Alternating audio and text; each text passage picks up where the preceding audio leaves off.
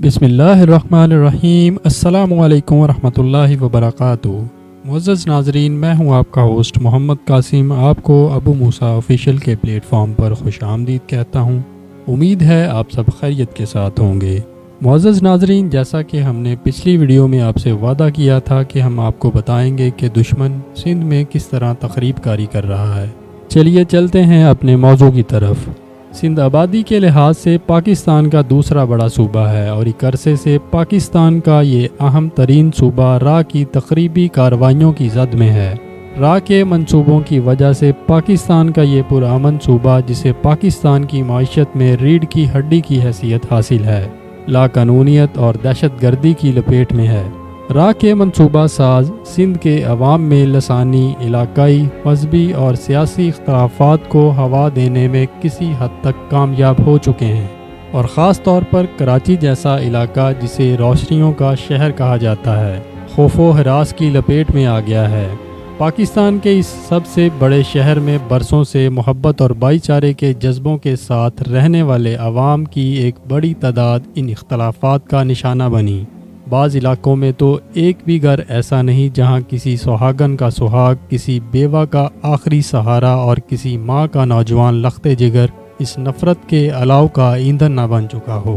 अफसोसनाक बात यह है कि हम जो एक खुदा, एक रसूल और एक किताब और पाकिस्तान की सलामती पर ईमान रखने वाले हैं और रहमतुल लिल आलमीन सल्लल्लाहु अलैहि वसल्लम की उम्मत कहलाते हैं, इस कदर बेरहम हो चुके हैं कि एक दूसरे का गला काटते हुए हमें एहसास तक नहीं होता कि दुश्मन चाल चल रहा है और इस तरह हमें टुकड़ों और ग्रोहों में तकसीम करके कामयाबी हासिल करना चाहता है।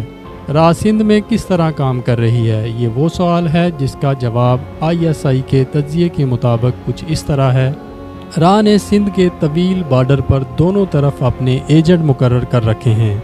इनमें से बहुत से मुकामी लोगों को बग़ैर रोकथाम के स्मगलिंग करने और दीगर मुजरमाना सरगर्मियों की सरपरस्ती के इवज़ ख़रीदा गया है। इन डाकुओं और समाज दुश्मन अनासर की मदद से दहशत गर्दों और तक़रीबकारों की आमदोरफ्त इंतहाई सहल बनाई जाती है। ये लोग ना सिर्फ इन मुल्क दुश्मनों को अंदरून मुल्क पहुँचाने का एहतमाम करते हैं, बल्कि इन्हें मखसूस हालात में तहफ़्फ़ुज़ भी फराहम करते हैं। राह के खुसूसी विंग का नाम SSB यानी स्पेशल सर्विसेज ब्यूरो है। SSB का बुनियादी काम पाकिस्तान भेजे जाने वाले एजेंटों की तरबियत करना है। इस मकसद के लिए SSB ने सरहद के साथ साथ ट्रेनिंग कैंप कायम कर रखे हैं।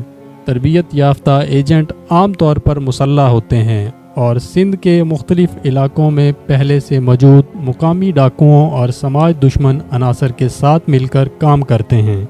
इनका तरीक़ाकार ऐसा होता है कि इनकी तक़रीब कारी को मुकामी सियासी, लिसानी और मजहबी इख्तलाफात का शाखसाना करार दिया जा सकता है।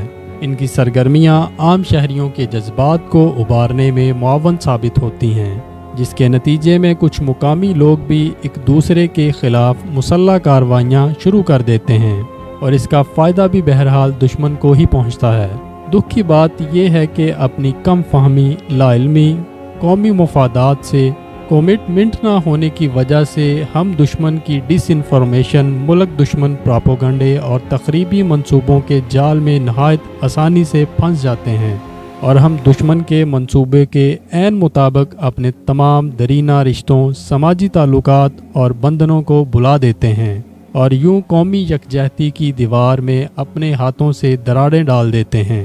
निचले दर्जे के तक़रीबकारों और दहशतगर्दों के अलावा राह का अगला टारगेट हमारे आला सियासी, समाजी और दानश्वर हलके हैं। इन हलकों की मदद से राह को अपने मुंतखब एजेंट, जिनमें ख़वातीन भी शामिल हैं, और आला सरकारी दफातर और इदारे तक पहुँचाने में मदद मिलती है।